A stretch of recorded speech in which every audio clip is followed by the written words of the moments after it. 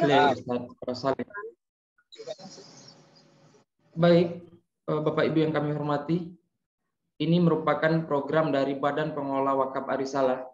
Badan Pengelola Wakaf Arisalah adalah lembaga otonom yayasan yang tugasnya adalah mensupport dari yayasan, menghimpun wakaf, dan disalurkan untuk kepentingan beasiswa tahfiz anak-anak, membantu kepentingan sekolah kita.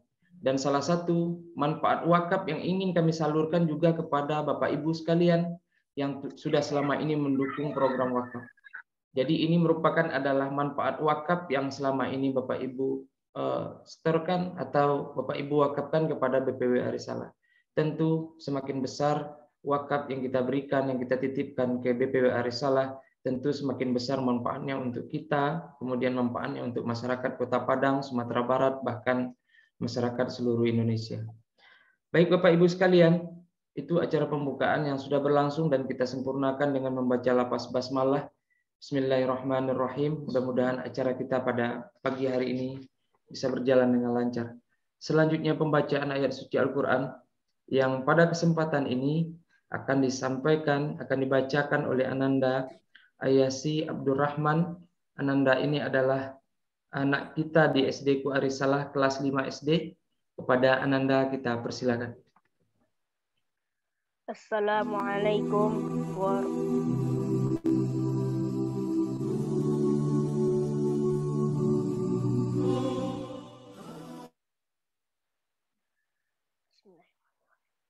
Assalamualaikum warahmatullahi wabarakatuh.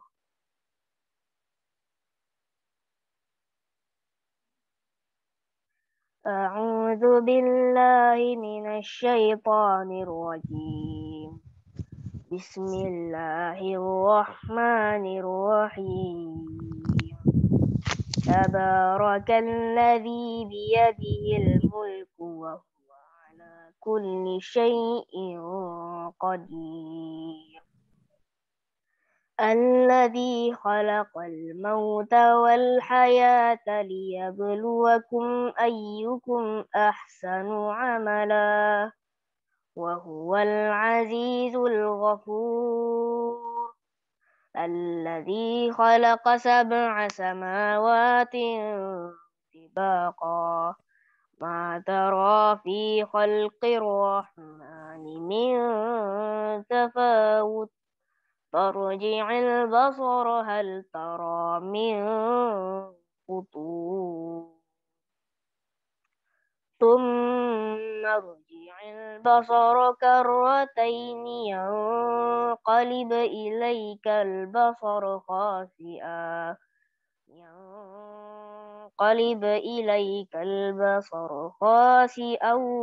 Wa huwa hasir.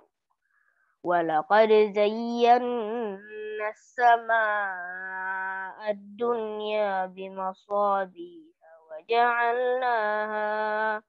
waja'alnaha rujuman lisyayatin wa a'tadna lahum 'adzabas sa'ir. Walilladzina kafaru bi rabbihim 'adzabu jahannam wa bi'sal masir. Idza ulqu fiha sami'u laha shahiqan wa hiya tafur. Takadu tamayyazu minal ghayz. Kullama ulqiya fiha fawjun sa'alahum khazanatuha alam ya'tikum nadhir. Qalu bala qad ja'ana nadhirun فكذبنا وقلنا ما نزل الله من شيء إن أنتم إلا في ضلال كبير. وقالوا لو كنا نسمع أو نعقل ما كنا في أصحاب السعير فاعترفوا بذنبهم فسحقا لأصحاب السعير إن الذين يخشون ربهم بالغيب لهم مغفرة وأجر كبير صدق الله العظيم. Assalamualaikum warahmatullahi wabarakatuh. Waalaikumsalam warahmatullahi wabarakatuh.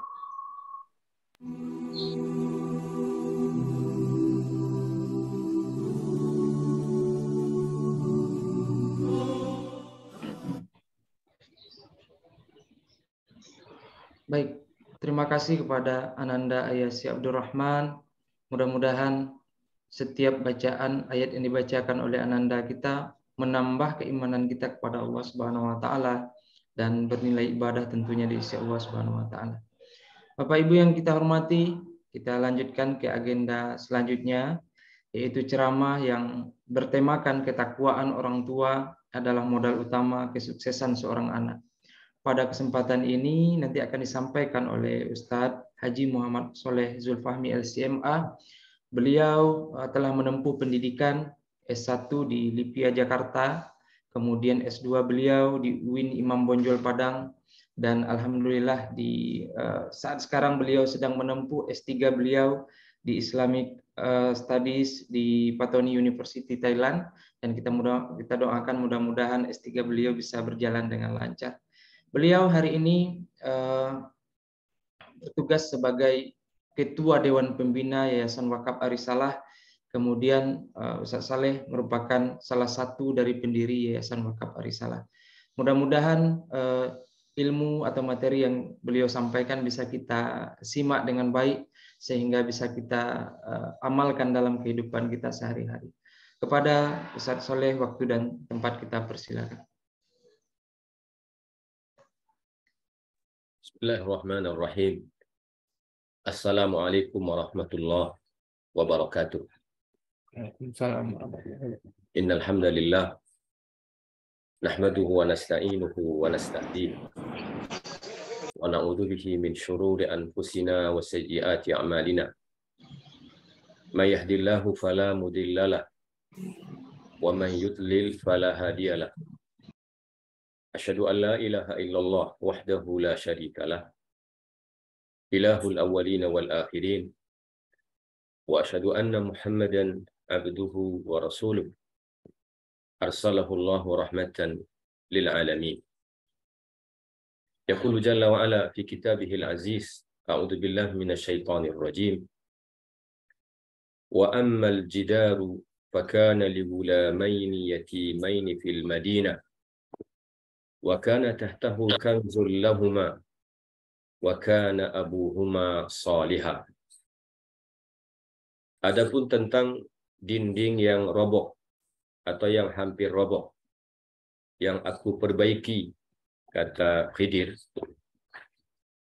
Wa ammal jidaru, itu milik dua orang anak yatim yang sekarang keduanya tinggal di kota.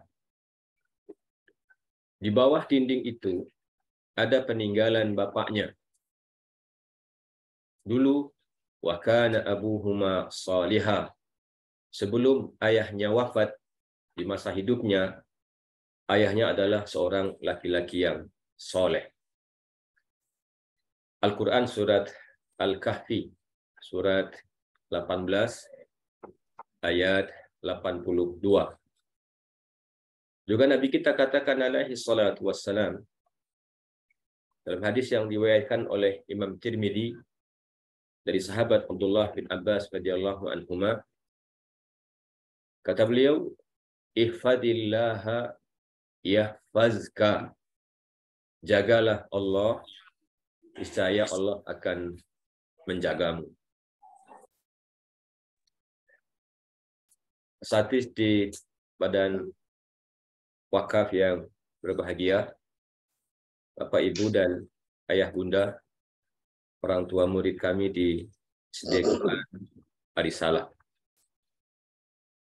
Puji syukur kepada Allah atas segala karunia-Nya. Allah masih panjangkan usia kita. Allah sehatkan fisik, akal, pikiran, dan hati sanubari kita. Allah mudahkan kita untuk terus menyambut seruan-seruannya. Semoga Allah terima kesolehan kita dan lipat gandakan pahalanya.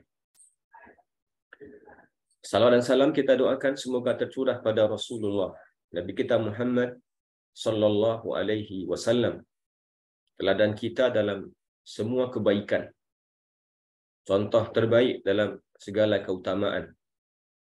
Semoga Allah mudahkan kita mengikuti petunjuk Rasul-Nya, dan kelak Allah kumpulkan kita bersama beliau di dalam surga.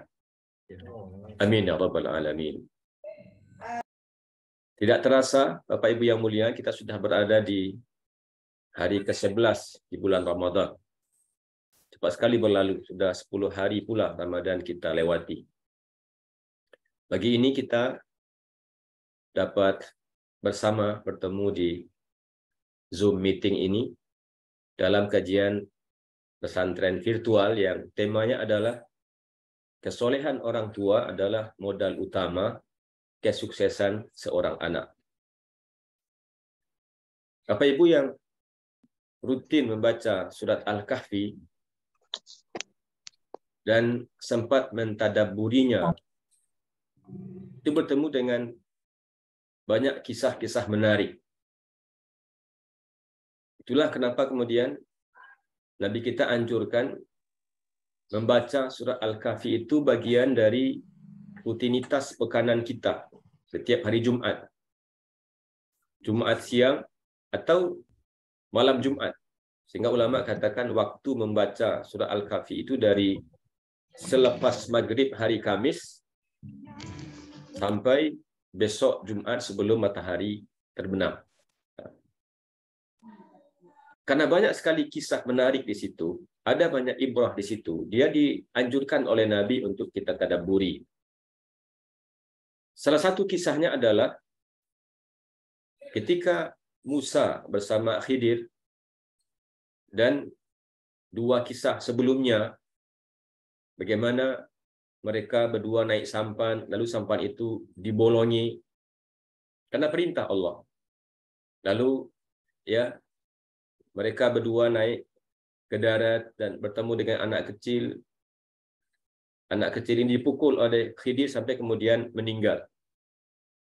Tapi ketika mereka berdua sampai di sebuah kampung dan posisinya dalam keadaan lapar dan berharap ada penduduk tersebut yang berkenan memberikan jamuan makanan.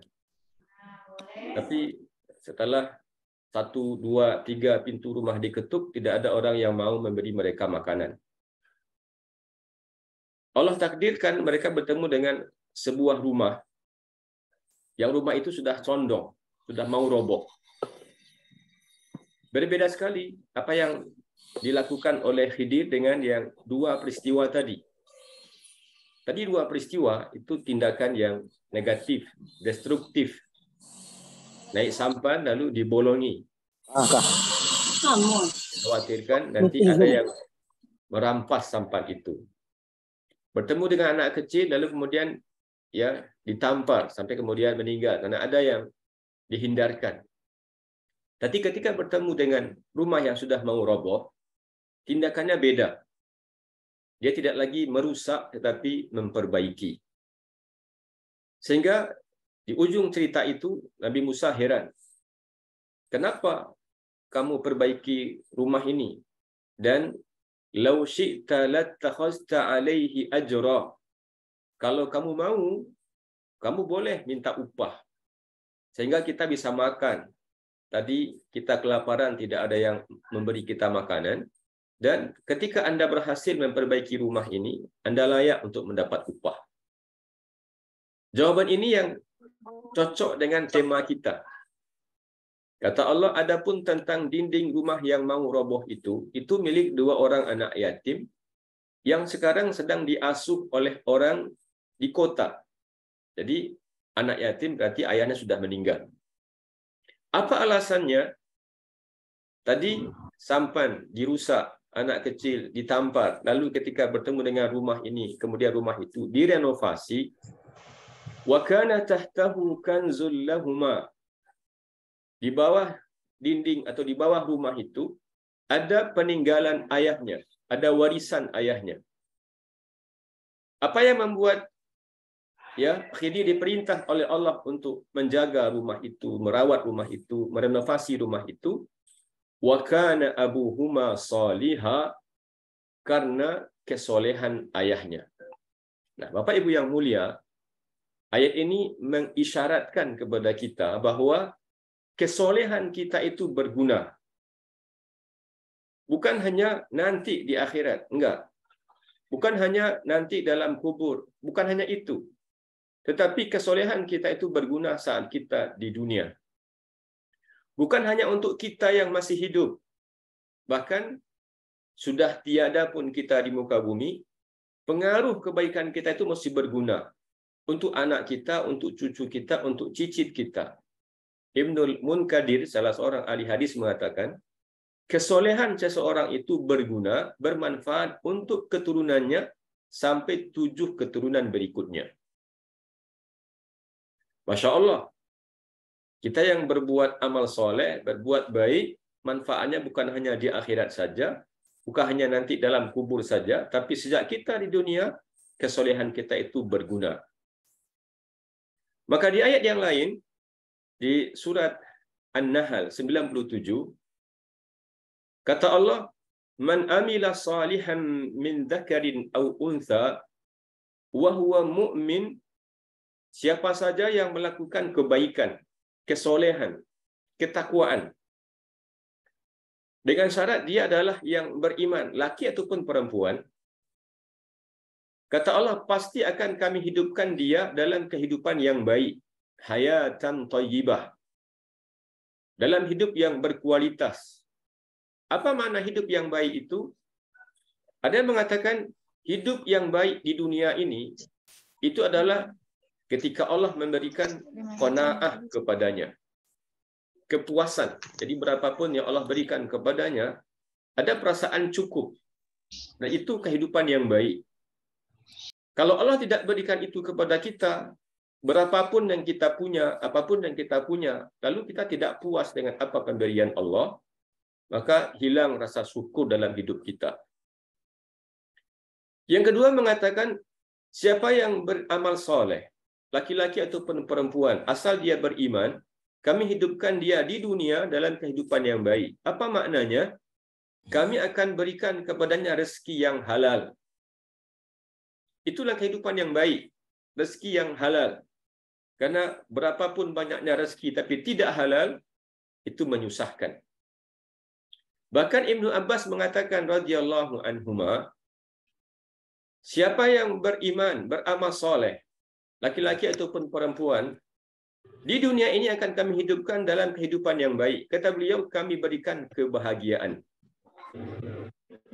Di dunia, di akhirat kelak, kami akan berikan imbalan lebih banyak dibandingkan dengan apa yang mereka kerjakan di dunia.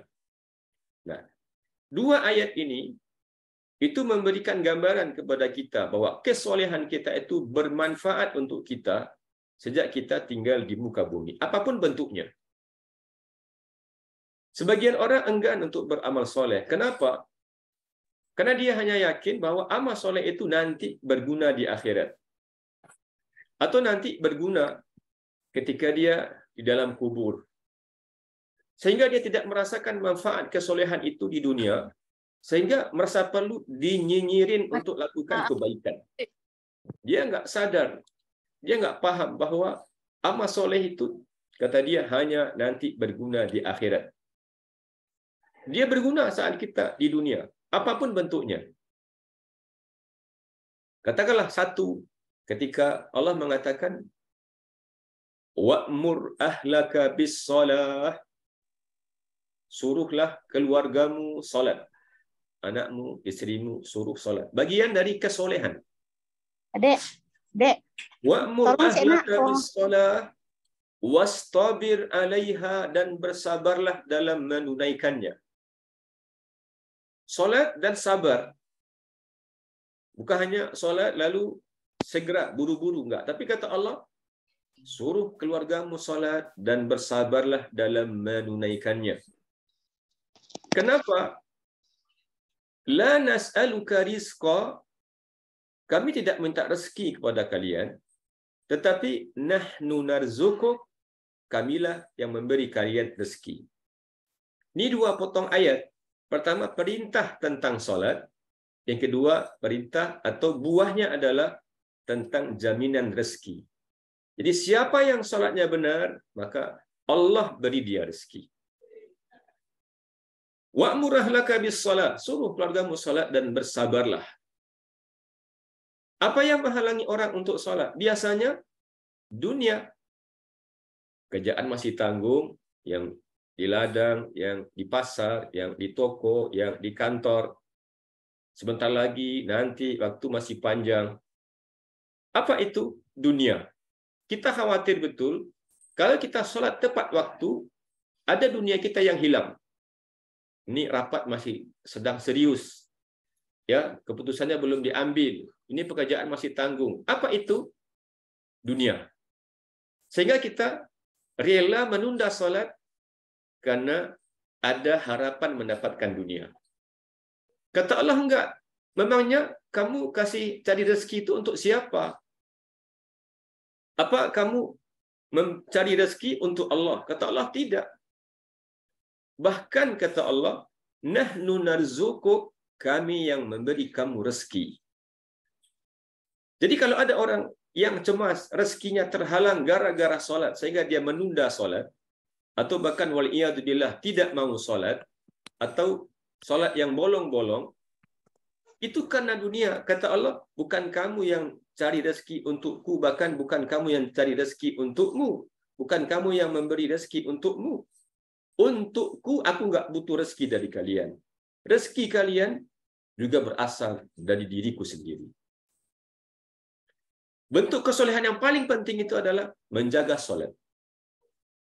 Bapak Ibu yang mulia, kita oleh Allah di dalam Al-Quran atau oleh Nabi di dalam sunnah-sunnahnya, ya, status kita itu ditentukan oleh Allah dan Nabi melalui solat. Kita ini Islam, kita ini beriman, kita ini munafik, kita ini kafir, waliyadzubillah, ditentukan oleh kesolehannya, terutama tentang solatnya. Maka tidak pernah ada hadis yang mengatakan yang tidak puasa kafir, itu enggak ada. Yang tidak berzakat lalu dianggap kafir, enggak. Ya, tapi Nabi menyebutkan yang tidak solat itu kafir. Luar biasa. Enggak pernah ada meninggalkan suatu kesolehan yang diakibatkan oleh meninggalkan itu seseorang berubah status menjadi kafir, kecuali ketika dia meninggalkan solat. Orang munafik itu solat juga. Zuhur, asar, maghrib. Mereka berlomba-lomba dengan para sahabat. Ya, di saf pertama, saf kedua, saf ketiga. Di waktu solat zuhur, solat asar, dan solat maghrib. Tapi mereka tidak bertemu di masjid pada waktu solat subuh dan solat isya. Maka Nabi katakan alaihi salatu wassalam, athqalu as-salawati alal munafiqin al-fajr wal isya. Solat terberat bagi orang munafik itu adalah solat subuh dan solat isya. Makanya orang kafir tidak solat, orang munafik solat subuh tidak, solat isya tidak, dia solat di waktu zuhur, asar dan maghrib. Sementara orang beriman ditentukan oleh selain tiga solatnya juga adalah solat subuh dan solat zuhur. Jadi solat itu menentukan status kita di sisi Allah. Kedudukan kita di sisi Rasul yang mulia Muhammad alaihi salatu wassalam. Ini satu contoh bahwa setiap kesolehan kita berguna. Tadi disebutkan bukan hanya nanti di akhirat, tapi berguna untuk kita, berguna untuk anak dan cucu kita, bahkan sampai cicit, sampai keturunan yang ketujuh. Maka Bapak Ibu yang mulia, anak-anak kita adalah amanah. Ini karunia Allah. Tidak semua orang diberikan keturunan. Karena Allah membagi-bagi nikmatnya. Ketika orang kafir mengatakan, "Laula nuzila hadzal Qur'ana ala rajulin minal qaryataini 'azim." Nabi kita alaihi salatu wasalam diberi oleh Allah karunia menjadi nabi. Lalu diberikan kepada beliau Quran. Orang-orang kafir kemudian protes. Kenapa kok dia yang dipilih jadi nabi? Kenapa kok dia yang dipilih menerima Quran? Kenapa tidak diberikan kepada laki-laki terkenal yang ada di Mekah? Ya, umpamanya Abu Jahal, ya, atau tokoh-tokoh kafir lainnya. Kenapa tidak diberikan kepada orang hebat terkenal di Taif? Kenapa kok orang biasa saja? Tidak kaya, tidak pejabat, ya, bahkan tidak pandai baca, tidak pandai menulis. Kata Allah, apakah mereka yang membagi-bagi nikmat Allah? Apakah mereka punya wewenang untuk membagi jatah rahmat Allah untuk si A, si B dan si C? Kata Allah, ahum yaqsimuna rahmata rabbik nahnu qasamna bainahum ma'isyatahum. Kami yang bagi-bagi rahmat, kami yang bagi-bagi karunia. Maka di dunia kita menemukan, ya, ada orang diberikan oleh Allah nikmat banyak, tapi 1, 2, 3 nikmat enggak diberikan kepadanya. Ada orang diberikan nikmat A, B, C, tapi enggak diberikan nikmat D. Kita temukan ada orang, Masya Allah, kekayaannya banyak sekali. Mobilnya mega, rumahnya mewah, tapi hanya ada ayah dan ibu. Enggak, hanya ada suami dan isteri. Enggak ada anak di situ. Sepi. Sebaliknya ada orang, Masya Allah, keturunannya banyak, tapi Allah tidak berikan uang yang banyak. Tapi Allah berikan untuk sekedar menutupi kebutuhan, itu Allah jamin. Ada orang diberikan oleh Allah uang banyak, diberikan keturunan, tapi juga diberikan oleh Allah penyakit. Makanya kita berhusnuzon kepada Allah, dunia ini tidak ada kesempurnaan di dalamnya. Makanya kata Allah, kami bagi-bagi aja. Ini dapat ini, dapat ini, dapat ini.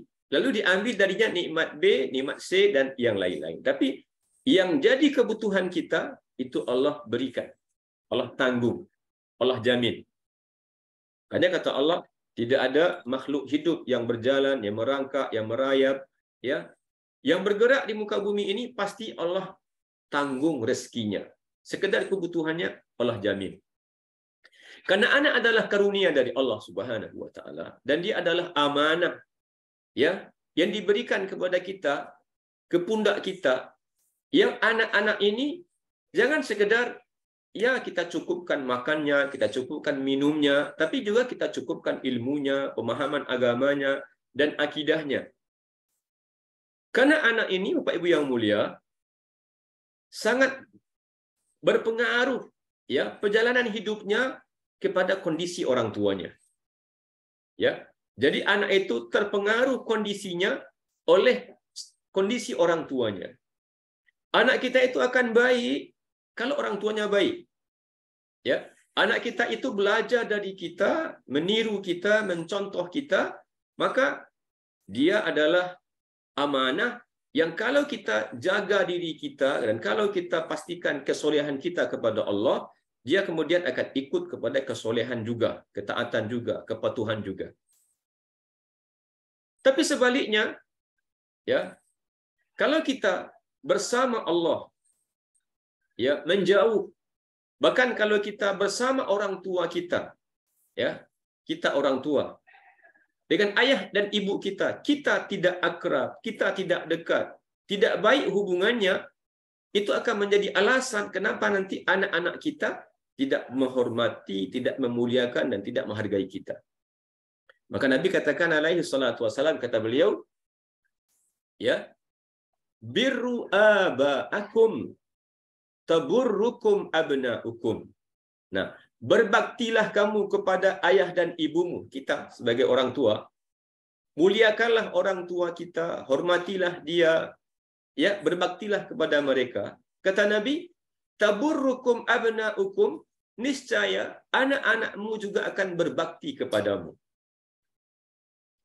Mafhum mukhalafahnya, kalau kita tidak hormat, tidak santun, tidak menghormati dan memuliakan orang tua kita, ayah dan ibu kita, maka mafhum mukhalafahnya, anak-anak kita akan perlakukan kita seperti hal yang sama bagaimana kita perlakukan orang tua kita.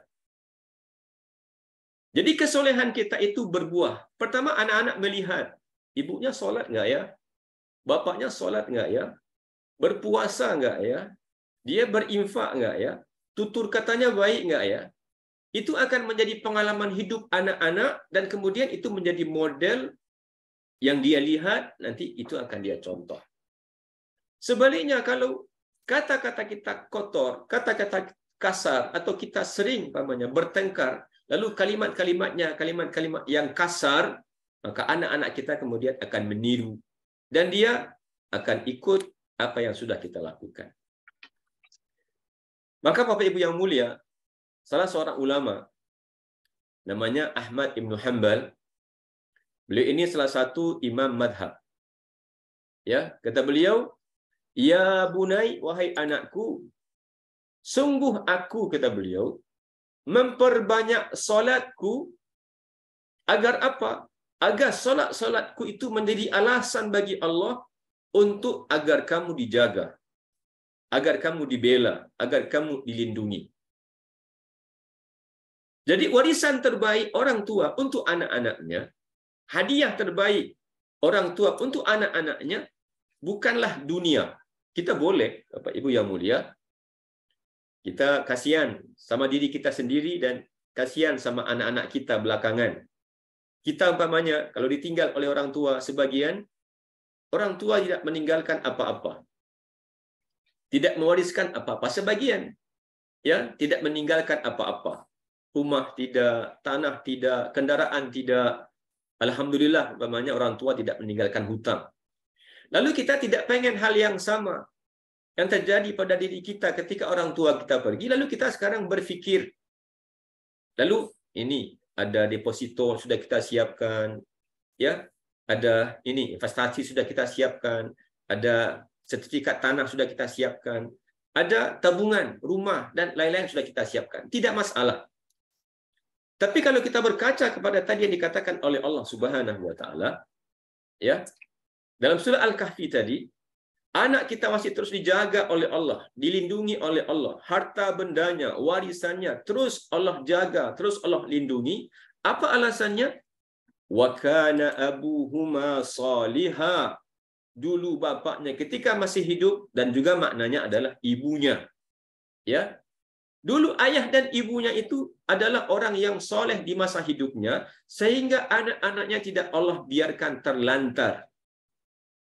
Kasihan ada anak-anak terlantar, ya, anak-anak yang pendidikannya tidak terurus, anak-anak yang ya masa depannya kabur.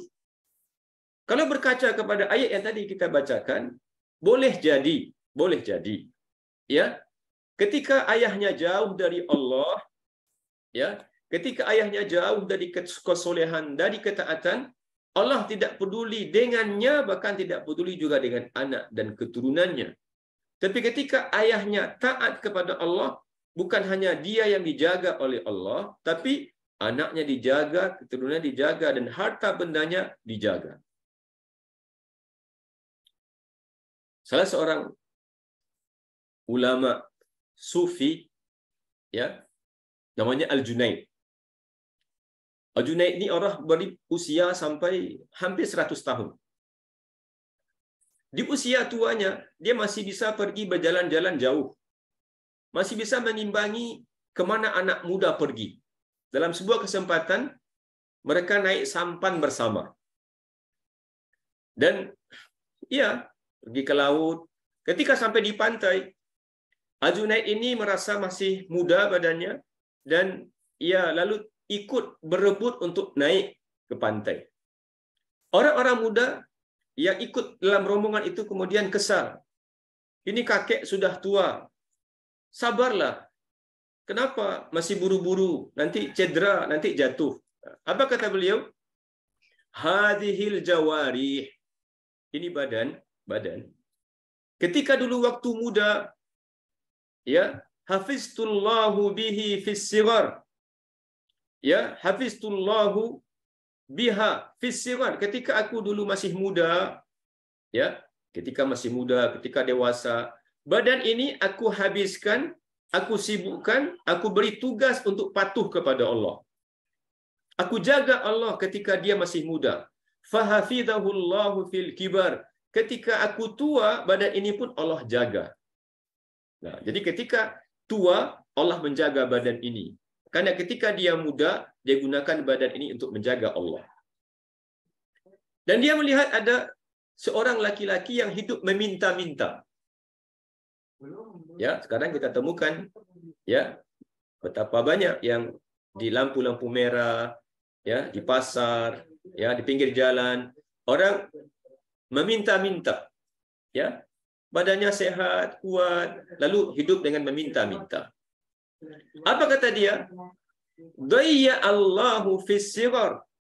Orang ini dulu pasti ketika dia muda, dia tidak menjaga Allah. Dia pasti sia-siakan perintah Allah.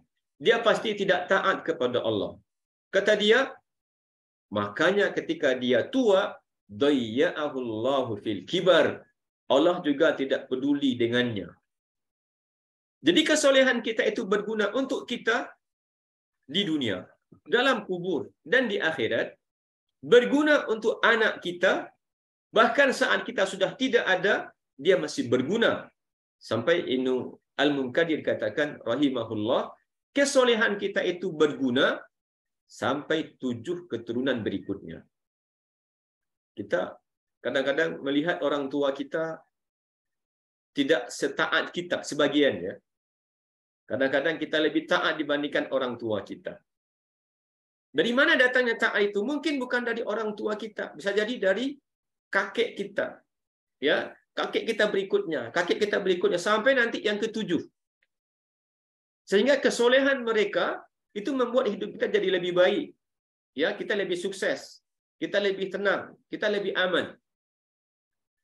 Tapi andai sebaliknya, maka yang tadi disia-siakan oleh Allah Subhanahu wa taala. Maka perlunya Bapak Ibu yang mulia, kita menjaga diri kita, ya, untuk menyesuaikan dengan apa yang Allah suka. Itu saja. Orang suka kita nggak peduli. Yang penting Allah suka nggak? Allah cinta nggak? Allah pengen nggak kita lakukan ini? Kalau Allah suka, terserah apapun kata manusia. Yang penting Allah suka. Ya, Allah suka.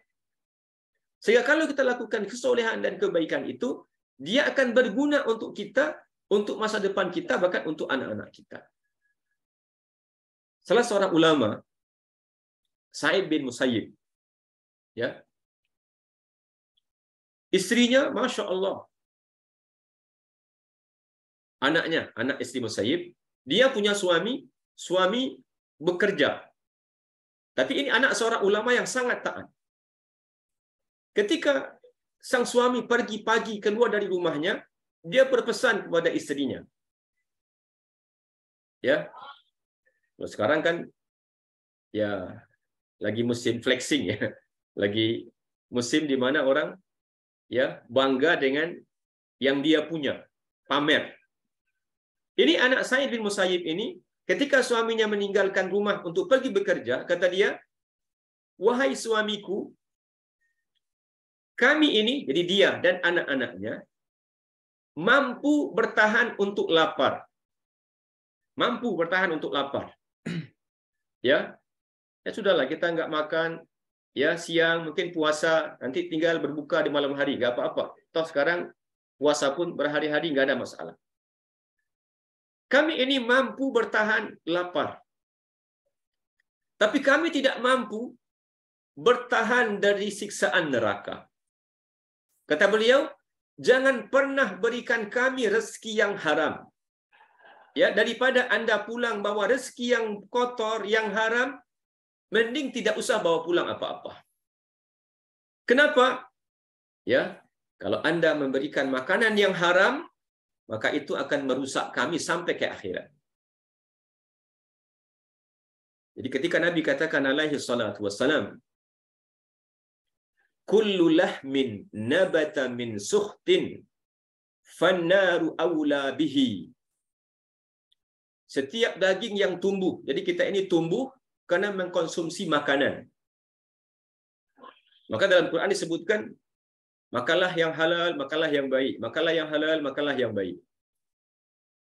Karena setiap makanan yang dengannya badan kita tumbuh dari lahir mungkin 2,5 kilo, tambah makan jadi 3 kilo, 4 kilo, 5 kilo, 6 kilo, sampai 60 kilo, 70 kilo. Itu karena makanan yang masuk ke dalam perut kita. Kata beliau, kullu lahmin nabata min sukhtin. Setiap daging yang tumbuh karena disebabkan oleh konsumsi yang haram itu, haram itu dua maknanya. Ya, boleh jenis makanan itu haram. Apa? Anjing, babi, bangkai, atau jenisnya halal tetapi diraih, diperoleh dari sumber yang haram. Kita makan nasi tapi uangnya dari sumber yang haram. Ya, kita minum air putih, minum jus, makan kolak dan lain-lain, tapi uang dari sumber yang haram. Itu dia haram juga namanya. Setiap daging yang tumbuh karena konsumsi yang haram, baik jenisnya atau perantaraannya, maka nerakalah yang lebih pantas baginya. Ini bukan sekadar neraka langsung, tetapi dia akan berpengaruh kepada lidah karena dia tumbuh dari yang haram. Maka kata-kata menjadi kotor. Itu berpengaruh kepada mata, sehingga mata ini lebih cenderung melihat yang kotor karena dia bersumber dari yang kotor. Telinga, dia bersumber dari yang kotor, maka dia suka mendengar yang kotor. Tangan ini menjangkau yang kotor, lalu kaki melangkah ke tempat yang kotor. Jadi perlunya Bapak Ibu yang mulia menjaga Allah, ya, bukan maknanya Allah itu butuh pengawalan, butuh penjagaan secara fisik, enggak. Bukan Allah itu maknanya marah, apa Allah itu lemah, Allah tidak berdaya, enggak. Allah itu maha kuat, maha perkasa. Sehingga sifat-sifat Allah itu ya diawali dengan kata-kata maha. Itu istimewa, luar biasa. Tapi maknanya ketika kita menjaga Allah adalah menjaga perintah-perintah Allah. Kalau perintah-perintah Allah, kerjakan. Kalau larangan-larangan Allah, tinggalkan. Itu maknanya menjaga Allah. Jangan-jangan ada kita yang mengatakan, saya nggak mampu. Diperintah A, lalu saya nggak mampu. Diperintah B, nggak mampu. Kita saja sebenarnya yang underestimate dengan kemampuan kita. Karena Allah tidak pernah pikulkan beban kepada kita, melainkan Allah tahu kita mampu untuk memikulnya. Makanya kata Allah, la yukallifullahu nafsan illa wus'aha. Ya, Allah tidak pikulkan beban kepada setiap jiwa, kepada setiap orang, kecuali Allah tahu kita ini mampu memikulnya. Cuma kadang-kadang kita underestimate. Ya, tiba-tiba ada orang menyuruh kita mengangkat barang besar sekali. Ya, 2 meter tinggi barang itu. Ya, dibungkus, lalu kita katakan, nggak sanggup. Karena kita belum mencoba. Setelah kita coba, kita angkat ternyata ringan saja. Ternyata yang besar itu isinya kapuk, ya, isinya kapas, isinya angin. Maka pastikan kalau Allah pikulkan beban apapun kepada kita dengan wujud perintah, laksanakan agar kita disebut sebagai orang soleh dan kesolehan kita itu berguna untuk kita di dunia, nanti dalam kubur, nanti di akhirat, untuk kita saat kita sudah tiada, berguna untuk anak kita, untuk cucu kita, untuk cicit kita, sampai 7 keturunan berikutnya. Jagalah makanan. Ya, jagalah minuman. Kalau makanan dan minuman yang masuk ke dalam perut kita adalah yang baik, yang halal, maka kita tangannya akan melahirkan kebaikan. Ya, mulutnya melahirkan kebaikan. Matanya melihat kebaikan. Sebaliknya kalau yang masuk itu yang kotor, maka dia hanya akan memproduk yang kotor, yang mewariskan yang kotor, dan ujung-ujungnya dia membahayakan kita dan membahayakan anak dan keturunan kita. Bapak Ibu yang mulia, kita perlu mempunyai sensitivitas. Ya, sensi. Dalam hal apa? Ulama kita mengatakan ini untuk mengukur, ya, kita ini melakukan kesolehan atau melakukan kesalahan. Kita ukur. Harus ada perasaan ini dalam diri kita. Untuk apakah kita ini orang soleh, ya, atau bukan. Ini bukan karena nama, tapi karena amal kita ini. Kata dia, inni la'alamu maksiyati bihuluki khadimi wa himari. Aku tahu, aku ini melakukan kesalahan. Ya. Inni la'alamu maksiyati bihuluki khadimi wa himari.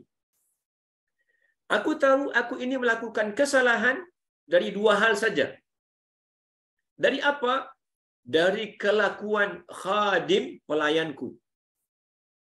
Pelayan, ya, pegawai, staf, pembantu, ya. Ketika kita atasannya, kita minta bekerja, kita minta jalankan sesuatu, lalu dia tidak mau lakukan itu. Yang kedua, wahimari. Himari itu keledai. Itu kendaraan orang masa dahulu, keledai. Keledai itu kendaraan yang bertugas untuk membawa barang, ya, membawa bekal, membawa, ya, hasil pertanian dan lain-lain.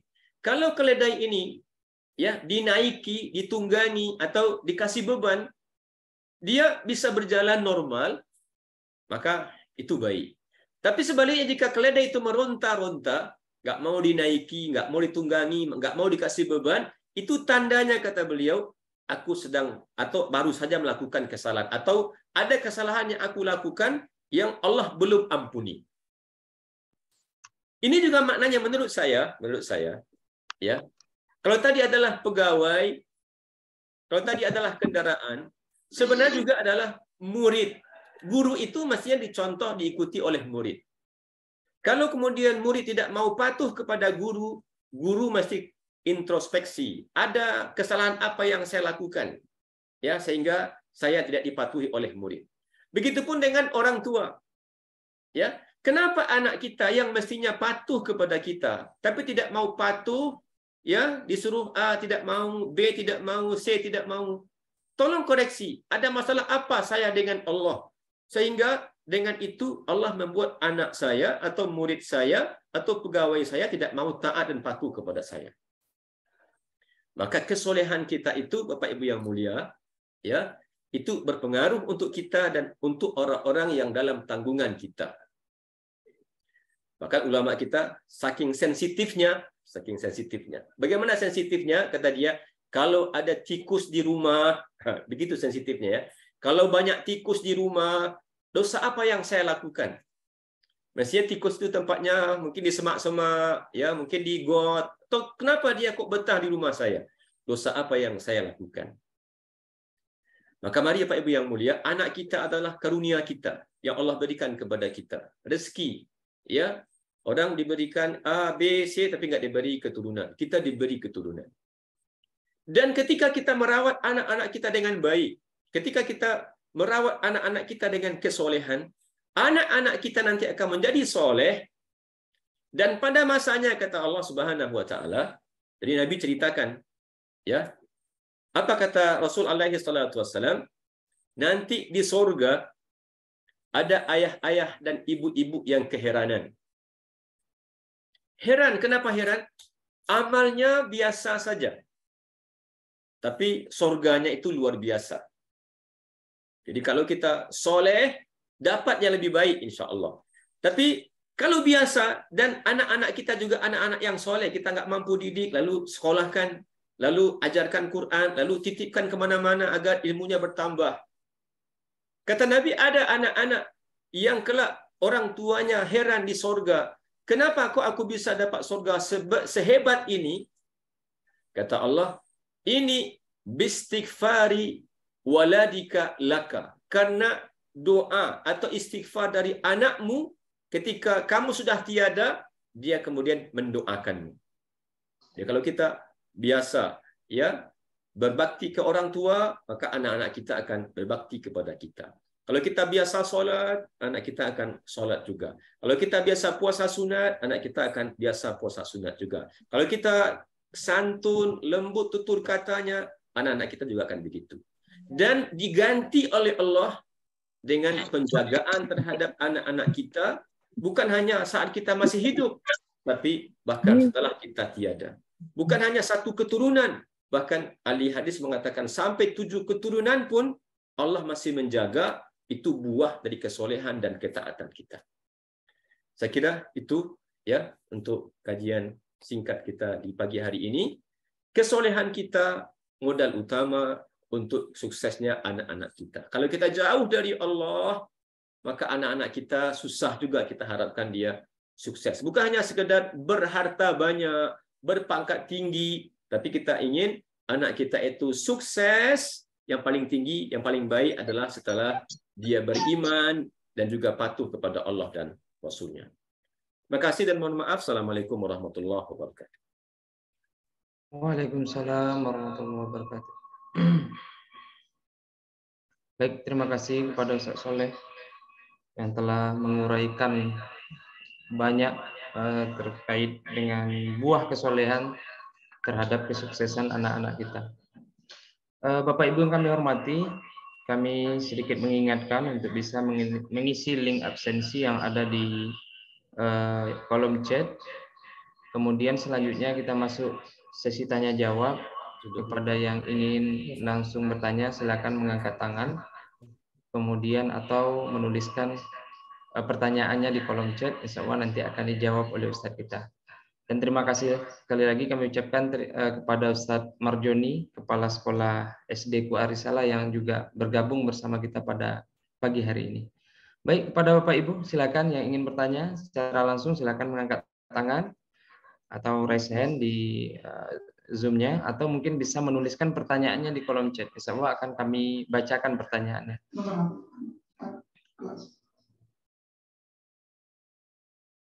Baik, ada Ibu Nur Laili.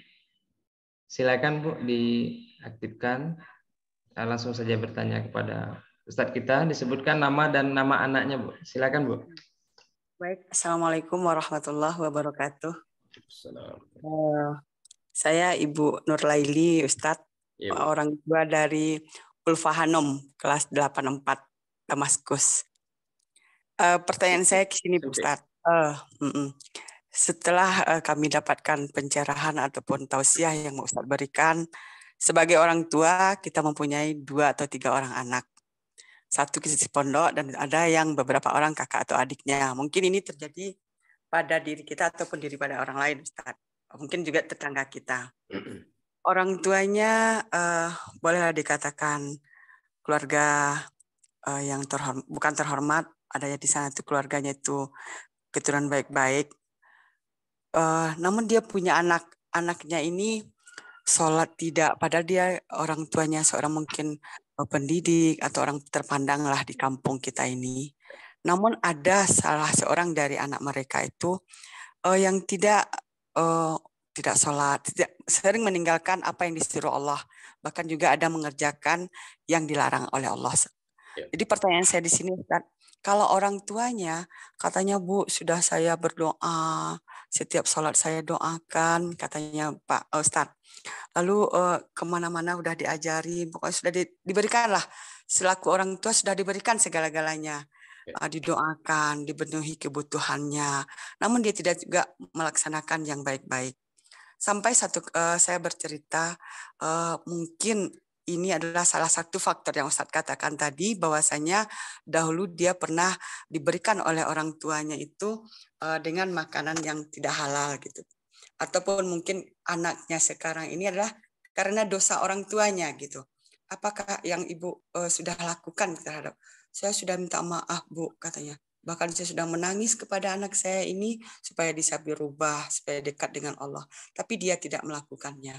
Pertanyaan dari ujung cerita itu, Ustaz, bagaimanakah hukumnya nanti kan kita kalau di akhir zaman nanti ataupun di akhirat, jika kalau Allah berkehendak orang tua ini masuk ke dalam surga, tiba-tiba datang anaknya mengatakan bahwa dia selama hidupnya itu tidak pernah melaksanakan hal-hal yang disuruh oleh Allah dan akan menghentikan atau bisa menghambat orang tuanya masuk ke surga. Apakah setelah dilakukan bagaimana? Apakah ini sudah dilakukan segala sesuatunya untuk anaknya, namun anaknya tidak melakukan hal-hal yang baik, tetap melaksanakan hal-hal yang buruk? Apakah hukumnya atau bagaimana itu nanti dengan hubungan orang tuanya? Itu pertanyaannya, Ustaz. Ya. Terima kasih. Assalamualaikum warahmatullahi wabarakatuh. Assalamualaikum warahmatullahi wabarakatuh. Terima kasih Bu Nurlaili, Bunda dari Ulfa Hanum kelas 8 ya, kelas 8 SMP. Oh, ya. Berkaitan dengan kejadian langsung di lapangan yang mungkin langsung ditanyakan Bu Ustaz Soleh. Pada Ustaz disilakan. Ya, di dalam Quran ada beberapa prototip kehidupan orang tua, ya, yang Allah jadikan ya untuk kita belajar. Kadang tentang anak dan bapak. Ada juga tentang suami dan istri. Ya. Dan ini dialami oleh Allah, gambarkan tentang para nabi bahkan. Pamannya ketika Allah ya katakan tentang bagaimana Nabi Nuh bersama istrinya, ya. Wa daraballahu ya mathalan lil ladzina kafaru imra'ata Nuhin wa imra'ata Lut. Ini agar integral kita melihat peristiwa yang di luar ya dari orang yang sudah mengajak. Kata Allah, Allah berikan perumpamaan tentang orang kafir. Ya, tentang istri dua orang nabi. Ya, Nabi Nuh dan Nabi Lut. Kepada duanya, jadi mereka berdua adalah nabi. Wa daraballahu mathalan lil ladzina kafaru imra'ata Nuhin wa imra'ata Lut. Kanata tahta abdaini min ibadina fakhanatahuma. Jadi dua nabi, Nabi Nuh dan Nabi Lut punya istri yang istri dua-duanya ini ya durhaka kepada suaminya atau durhaka kepada Allah Subhanahu wa taala. Apakah gara-gara dia sudah tinggal sama suami nanti dari suaminya nabi lalu suaminya ikut ke neraka juga bersama istri, atau itu tidak begitu. Ya. Yang oleh suami, apakah dia sudah bekerja, apakah sudah mengajak, apakah sudah mendakwahi, sebatas itu. Bahkan Nabi Nuh alaihi salatu wassalam, ya, kan ada dialog panjang ya, bagaimana Nabi Nuh tentang anaknya. Ya, kata Nabi Nuh kepada anak, wahai anak, kesinilah. Ya, kata dia, enggak, aku akan naik ke gunung. Banjir sudah hebat sekali. Lalu ayah punya naluri ingin menyelamatkan anaknya. Kesinilah, kata dia, enggak, aku akan naik ke gunung. Kata Allah tentang Nabi Nuh, ya, enggak ada yang selamat hari ini. Ya, hanya Allah yang akan menyelamatkan kamu. Nah, dia terus berenang, akhirnya dia digulung oleh ombak.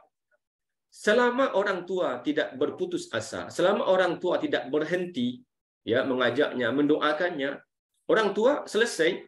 Karena ketika anak sudah dewasa, ya, apalagi na'udzubillah ya, kalau kadang-kadang ada undang-undang mengatakan anak-anak punya kebebasan. Di negeri modern begini ya, undang-undang membolehkan. Jadi kalau anaknya pilih agama A, agama B, agama C, orang tuanya nggak boleh memaksa, gitu kan ya, kalau undang-undang. Selama orang tuanya terus mengingatkan, terus berdakwah, tidak ada putus asa, orang tuanya selamat. Ya, orang tua selamat. Tapi kalau orang tua sudahlah, saya nggak ikut lagi, atau dia nggak maksimal untuk mendakwahi anaknya atau mengajak anaknya, maka tentu masih ada tanggung jawabnya. Nabi Nuh bahkan dia bertanggung jawab kepada anaknya sampai anaknya sudah mau wafat. Jadi tugas orang tua mendoakan anaknya, mengajak anaknya itu, ya jangan ada putus asa. Ya, jangan ada istilah berhenti. Sudahlah, kamu udah dewasa, nggak begitu. Apalagi tersuka-suka kamulah, itu nggak begitu. Ya, karena urusan akidah ini nggak bisa kita katakan, ya, boleh negara mengatakan bebas, tapi kata Quran, ku anfusakum wa ahlikum nara. Ya, kita sebagai ayah punya kewajiban, sebagai suami punya kewajiban, bagaimana akidah anak kita, ya, nggak boleh dia diberi kelonggaran. Tapi kalau mereka yang maksa, ya kita lepas tanggung jawab kita di situ. Saya kira begitu Ibu. Walaupun orang tua tadi mungkin dia punya alasan, punya apa, ya mungkin tinggal bertaubat gitu lah ya. Adakah kesalahan saya? ya mungkin kadang-kadang maaf ya, kadang-kadang tidak terasa sebagai sebuah kesalahan. Saya umpamanya ya ada orang ya taruh uang, maaf ya, setiap bulan simpan uang di bank riba maksudnya ya, lalu uangnya banyak, lalu dia masih dapat uang, dapat keuntungan, dapat itu dianggap ini kan biasa aja gitu, biasa aja. Di sisi Allah itu nggak biasa, itu riba gitulah ya. Jadi orang merasa ya itu kan biasa aja. Yang biasa itu harus tadi di awal saya katakan disinkronkan dengan yang Allah suka. Allah suka nggak?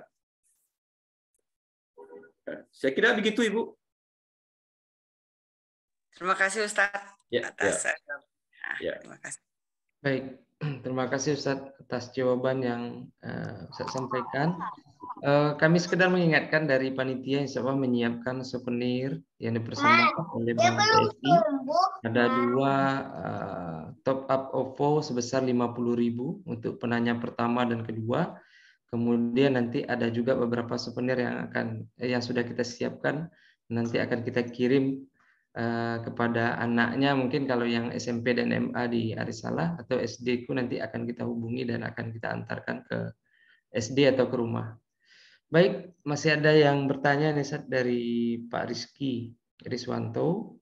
Silakan Bapak untuk mengaktifkan kameranya atau mikrofonnya untuk bertanya langsung kepada Ustadz. Silakan Pak Rizky. Ya, baik. Assalamualaikum warahmatullahi wabarakatuh, Ustadz. Salam, Pak. Waalaikumsalam warahmatullahi wabarakatuh. Silakan Pak. Iya, Ustadz. Jadi gini Ustadz, tadi kita di materi ada mendengar atau dijelaskan oleh Ustadz Soleh itu mengenai sumber atau makanan yang sumbernya dari sumber yang haram gitu Ustadz ya. Nah, jadi sebagai manusia Ustadz, jadi kan saya nggak sebagai seorang ayah ini tidak bisa memastikan sumber itu benar-benar halal gitu. Nah, yang ingin saya tanyakan Ustadz, sebagai manusia tentunya ke depannya kan ingin mendapatkan sumber yang halal yang untuk kita berikan keluarga kita. Nah, jadi apabila itu sudah terlanjur, kita tidak tahu ini apakah haram atau halal itu, bagaimana cara ininya Ustadz bertobatnya dan memohon maaf kepada Allah gitu Ustadz. Terima kasih. Baik. Jadi maaf ya kalau ada yang masih bekerja di pekerjaan yang tidak halal, menurut saya segera berikhtiar. Itu dulu ya. Segera berikhtiar untuk mencari pekerjaan yang menghasilkan pendapatan yang halal. Segera berikhtiar, ya, bertargetlah, mau kapan gitu lah ya. Pokoknya ada target. Tapi kalau sudah terlanjur, lalu kemudian sekarang alhamdulillah sudah halal rezekinya, maka ya sudah tinggal kalau masalah itu kan bersama Allah ya, bersama Allah. Dan bersama Allah itu hanya ada 3 syarat. Kalau kita ingin bersih dengan Allah itu harus ada pertama penyesalan. Ya Allah, ya kenapa ya maulangnya saya ini makan atau minum atau apa yang tidak halal. Itu sadari sebagai sebuah kesalahan besar. Jadi orang beriman itu, kata Nabi, dosa kecilnya itu dianggap sebagai sangat menyiksa. Jadi orang beriman itu, kata Nabi, ketika dia melakukan satu dosa kecil, dia merasa dia sedang berada di bawah gunung. Sehingga ya kalau Allah inginkan gunung itu bisa menimpa dia. Sehingga dia takut. Tapi orang fasik banyak dosa, kata Nabi. Dosa besar dia lakukan itu hanya seperti ada lalat hinggap di pipinya ya atau berterbangan di pipinya ini, dia tinggal kipaskan saja sehingga dia anggap remeh. Jadi kalau kita ingin terkait dengan rezeki, dulu makan rezeki yang tidak halal, harus ada kesadaran kita bahwa kita ini melakukan kesalahan, lalu kemudian menyesal. Lalu sekarang tinggalkan. Kalau dulu masih makan yang haram, ya dari sumber yang haram, sekarang tinggalkan. Kalau masih belum bisa karena pekerjaan, berikhtiar untuk keluar. Ya. Dan yang ketiga, maaf ya, maksiat itu kadang-kadang dibeli. Ini bukan hanya makanan, Pak ya. Maksiat itu kadang-kadang dibeli. Ya, air mineral kalau dibeli di minimarket ya paling 3.000 sudah dapat satu botol yang setengah liter itu. Tapi kalau kita beli di tempat maksiat katanya yang masuk ke sana ya, kayak diskotik namanya, itu bisa berharga 20.000, 25.000, maksiat. Ya, orang kalau ya baru saja kan kita menyaksikan sebelum Ramadan ya, ada informasi orang konser bayar sampai jutaan. Ya, maksiat dibayar. Orang masuk bar membayar. Nah, kalau kita ingin bertobat, ya pertama sadari itu sebagai sebuah kesalahan sehingga ada penyesalan, lalu kita beralih ya, berhijrah. Kalau tadi yang haram sekarang pindah ke yang halal. Yang ketiga, kita tidak mau lagi ke situ. Ya, saya sudah tinggalkan, enggak. Kadang-kadang gara-gara teman saya pergi ke sana, sekarang saya nggak mau lagi pergi sama dia. Kalau perlu saya jauhi tempat ini sementara. Begitu Pak, kalau dengan Allah itu lebih mudah. Ya, penting ada kesadaran kita lakukan kesalahan, lalu kita kemudian menyesal, lalu kita kemudian berhijrah, meninggalkan, beralih, lalu berkomitmen nggak lagi mau ke sana. Begitu Pak. Terima kasih Ustaz. Gimana Ya, Pak Rizky? Ya Ustadz, terima kasih Ustadz jawabannya Ustadz. Ya. Maaf Pak Rizky, sebelumnya orang tua dari siapa Pak? Di SDQ atau di SMP? Oh ya Ustadz, orang tua dari Alifa dan Alisa kelas 1 SDQ Al-Kafi. Sedikit. Baik, terima kasih Pak Rizky. Iya, kembar berarti Pak, kembar. Iya Ustadz, alhamdulillah Ustadz. Berkah. Alhamdulillah. Ya, terima kasih Ustadz. Ya Pak, ya. Sama-sama. Baik. Pada Bapak Ibu yang masih ingin bertanya, silakan mengangkat tangan kepada Ustadz kita, karena kita masih ada waktu kurang lebih sekitar 10 menit lagi sebelum kita menutup pertemuan kita pada pagi hari ini.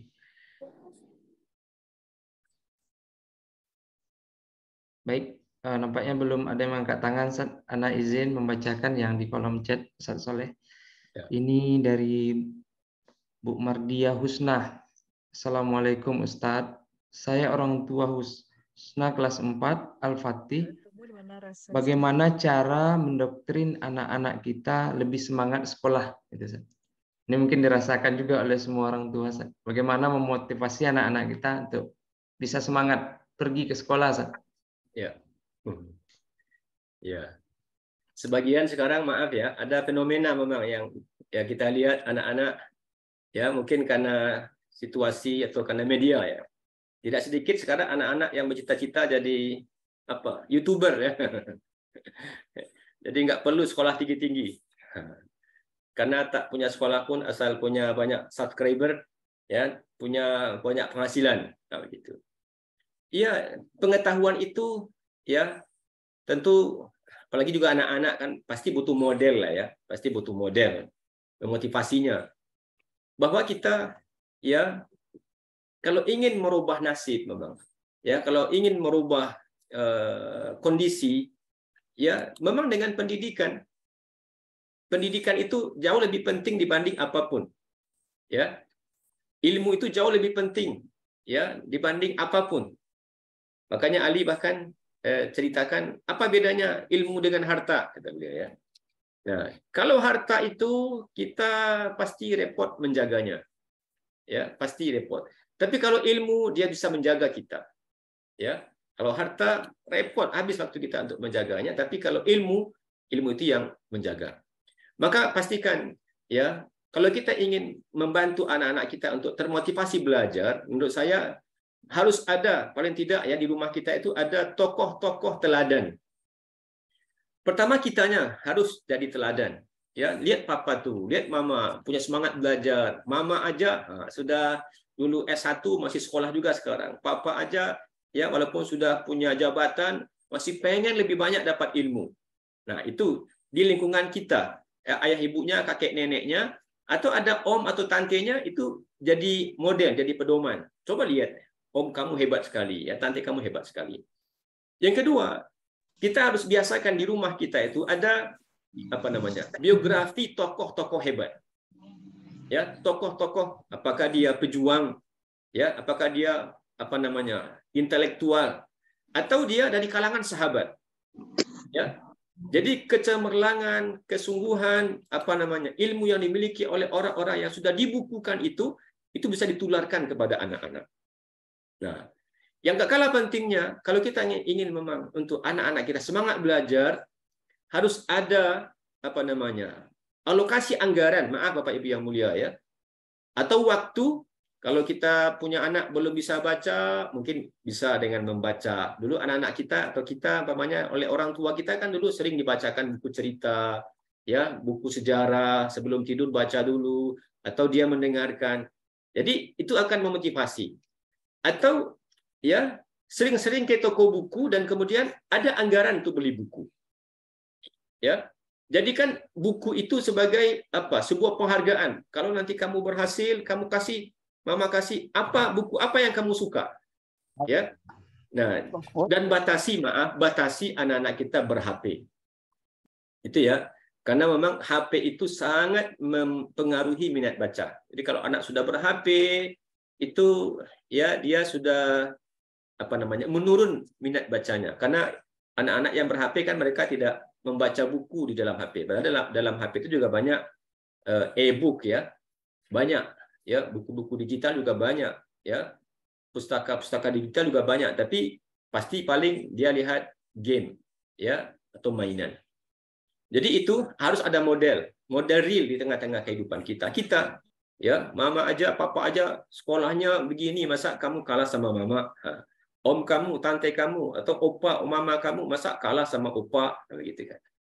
Nah, lalu dari buku-buku orang-orang terkenal, biografi, simpan ya. Mungkin biografi Jenderal Sudirman, biografi Habibie, biografi Soekarno, kan? Atau orang-orang terkenal dari kalangan sahabat. Ya, lalu motivasi anak membaca dengan mendengarkan bacaan kita, dan kalau ya kita punya lumayan lapang rezekinya, ajak anak ke toko buku dan sediakan ya anggaran untuk membeli buku-buku yang sesuai dengan umurnya, ya, yang buku-buku itu bisa motivasi dia untuk membaca. Allahu a'lam, Pak. Baik, Ustaz. Terima kasih Ustaz sudah berbagi trik untuk bagaimana anak kita bisa rajin datang ke sekolah dan belajar dengan beberapa hal tadi. Mudah-mudahan bermanfaat bagi kita semua. Masih ada yang mengangkat tangan ya Ustaz, mungkin untuk pertanyaan terakhir. Nanti kalaupun ada pertanyaan di kolom chat akan kita jawab melalui WA group. Insya Allah nanti kita susulkan di grup WA-nya, itu sebagai media diskusi kita kalau ada yang ingin bertanya terkait dengan tema kita pada hari ini. Silakan Pak Daniel, perkenalkan dari orang tua, dari siapa Pak? Silakan Pak Daniel. Ya, silakan Pak. Assalamualaikum warahmatullahi wabarakatuh. Terima kasih Ustaz. Alhamdulillah bisa ikut di pelajaran kita pada siang hari ini. Saya orang tua dari Kansa Huria Zafarani di kelas 7. Dan anak saya yang kedua kelas 3 Alifatul Jannah di kelas Anajam.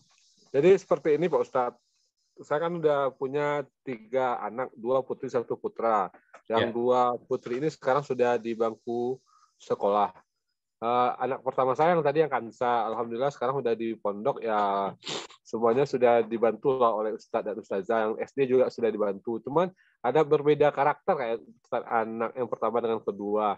Yang kedua ini sekarang kami lagi berusaha nih untuk selalu mengingatkan dan mengajak untuk lebih giat memperdalam pelajaran agama, terutama adalah tentang tahfiz nih Ustadz.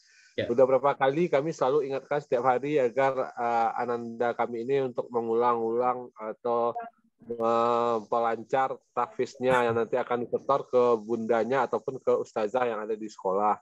Cuman agak berat sih kayaknya yang si Alifa ini Ustadz dalam untuk kemauannya sebenarnya dia mampu, cuman dia agak malas untuk melakukan menghafal ini, untuk mengulang-ulang murojaahnya kah, atau mensetor ke bunda atau ke ustazahnya juga sampai di sekolah. Kemarin ustazah juga bilang Khalifah sebenarnya mampu, cuman dia agak suka tidak terlalu fokus untuk melakukan hal itu. Ya, Mungkin ini solusinya gimana Ustaz? Ada nggak Ustaz trik-triknya atau apa yang kurang bagi kami ini sebagai orang tua untuk meningkatkan semangat anak untuk memperdalam pelajaran agama Islam ini, terutama yang terkait tentang murojaah dan tahfiznya ini? ya. Mungkin itu dulu Ustaz. Terima kasih Ustaz atas pencerahannya pada siang hari ini. Assalamualaikum warahmatullahi wabarakatuh. Waalaikumsalam warahmatullahi wabarakatuh. Jadi kadang-kadang memang anak-anak ya kan masih butuh motivasi pasti. Kalau orang dewasa memang sudah dari dalam. Kalau anak-anak ya dari kita orang tua yang beri motivasi. Mungkin perlu ada challenge Pak, ada beri tantangan gitu ya. Kalau kakak atau adik sanggup ya hari ini store sama papa, nanti ya terserah ada hadiahnya apa, walaupun mungkin dapat sekedar pelukan atau ya hadiah kecil apa, tapi dia merasa termotivasi ya dengan kita memberikan reward atas kerja keras dia, atas usaha dia. Walaupun pasti maaf Bapak Ibu ya, memang ya kecenderungan anak-anak pasti tidak sama. Kadang-kadang ada anak itu yang cenderungnya di pelajaran agama, ada yang cenderung di bagian umum ya. Tapi tentu standar minimal ya paling tidak pasti kita capai. Maka saran saya sih ya ada challenge dari kita, ada tantangan ya, atau ya reward ya. Kalau nanti bisa ya ada hadiah, walaupun hadiah itu tidak selalu harus dalam bentuk materi ya, mungkin apa yang dia suka lah, mungkin nanti ajak naik motor keliling komplek ya, atau ya dapat jatah nonton TV setengah jam. Nah, atau ya mungkin makanan sehat yang dia suka, barangkali begitu. Ya. Jadi ada challenge Pak. Ya karena kita di rumah juga tidak ikut, artinya kan tidak semua orang tua juga yang ikut punya semangat seperti anak ya. Anaknya menghafal Quran, orang tuanya belum gitu kan ya. Anaknya rajin, kita kasih beban tapi bapak ibunya nggak ikut. Coba sekali-sekali kita terlibat, yuk kita lomba deh, mana yang lebih cepat menghafal, adik atau ayah atau mama. Jangan-jangan nanti anaknya lebih kencang hafal gitu kan ya. Jadi ada challenge, ada reward yang diberikan karena anak-anak yang masih di bawah umur memang perlu motivasi, walaupun tidak harus dalam bentuk materi yang mahal. Ya, mungkin Bapak bawa motor nanti jalan-jalan keliling bagi dia itu sudah jadi sebagai sebuah hadiah gitu.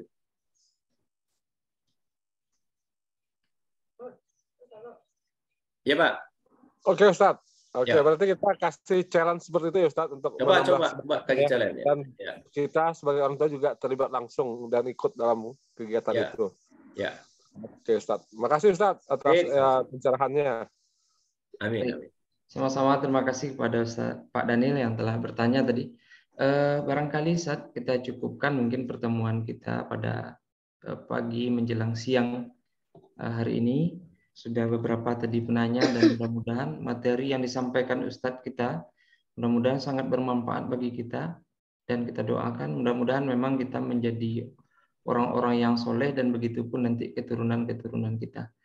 Kami mohon kepada Ustadz Soleh untuk memberikan kesimpulan dan sekaligus memimpin doa bersama kita pada siang hari ini untuk keberkahan dan kelancaran dari ibadah kita di bulan suci Ramadan. Pada Ustadz kami silakan. Jadi kesolehan kita itu adalah kenapa Allah perintahkan kita beramal soleh, itu berguna untuk kita, bukan sekedar nanti kan orang bicara amal soleh itu nanti berguna saat kita sudah di akhirat, bukan hanya di akhirat ya, bahkan bukan hanya dalam kubur ya, karena di Quran kan juga disebutkan ketika banyak orang menyesal kan, apa penyesalannya?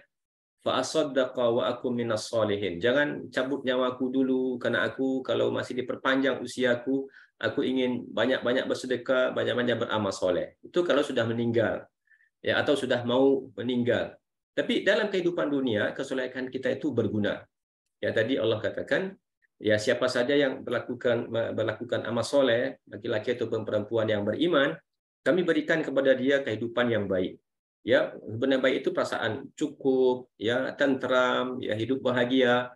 Jadi mustahil rasanya orang kalau tidak beriman benar-benar bahagia, kecuali mungkin bahagianya ya palsu ya. Mungkin ya tidak genuine bahagia, mungkin di luarnya di bahagia. Nah, kalau kita beramal soleh Pak Ibu yang mulia, taat kepada Allah, itu bukan hanya kita yang dapat berkahnya, bahkan anak-anak kita pun akan dijaga, akan dilindungi, akan dirawat, ya, bahkan semua aset kita pun akan Allah jaga gara-gara kita menjaga agama Allah dengan menjaga perintahnya dan juga menjaga larangannya. Maka pastikan kita ya patuh kepada Allah, ya, pastikan makanan dan minum kita terjaga agar anak kita selamat, ya, mendapatkan keuntungan juga dari amal-amal soleh kita. Kita boleh saja berpikir untuk mewariskan materi kepada anak-anak kita, tapi yang paling berharga warisan itu adalah kesolehan dan ketaatan kita. Baik, kita tutup dengan doa. A'udzubillahi minasyaitonirrajim. Bismillahirrahmanirrahim. Alhamdulillahirabbil alamin. Wassalatu wassalamu ala asyrafil anbiya'i wal mursalin. Nabiyina Muhammadin wa ala alihi wa ashabihi ajma'in. Allahumma ighfir lana dzunubana ولوالدينا وارحمهم كما ربونا صغارا ولجميع المسلمين والمسلمات والمؤمنين والمؤمنات الأحياء منهم والأموات إنك سميع قريب مجيب الدعوات يا قاضي الحاجات اللهم حبب إلينا الإيمان وزينه في قلوبنا وكره إلينا الكفر والفسوق والإسيان واجعلنا من الراشدين اللهم وفقنا لما تحب وترضى اللهم ربنا هب لنا من أزواجنا وذرياتنا قرة أعين واجعلنا للمتقين إماما اللهم ربنا تقبل صلاتنا وصيامنا وقيامنا وتلاوتنا وجميع عباداتنا إنك أنت السميع العليم وتب علينا إنك أنت التواب الرحيم اللهم اختم لنا أعمالنا وآجالنا بحسن الخاتمة ولا تختم علينا يا الله بسوء الخاتمة ربنا لا تزغ قلوبنا بعد إذ هديتنا وهب لنا من لدنك رحمة إنك أنت الوهاب ربنا آتنا في الدنيا حسنة وفي الآخرة حسنة وقنا عذاب النار وصل اللهم على نبينا محمد وعلى آله وصحبه وسلم والحمد لله رب العالمين السلام عليكم ورحمة الله وبركاته. Waalaikumsalam warahmatullahi wabarakatuh. Semoga Allah Subhanahu wa taala menjawab doa kita pada siang hari ini. Sekali lagi kami ucapkan terima kasih kepada Ustaz Soleh, terima kasih kepada ayah bunda, Bapak Ibu sekalian.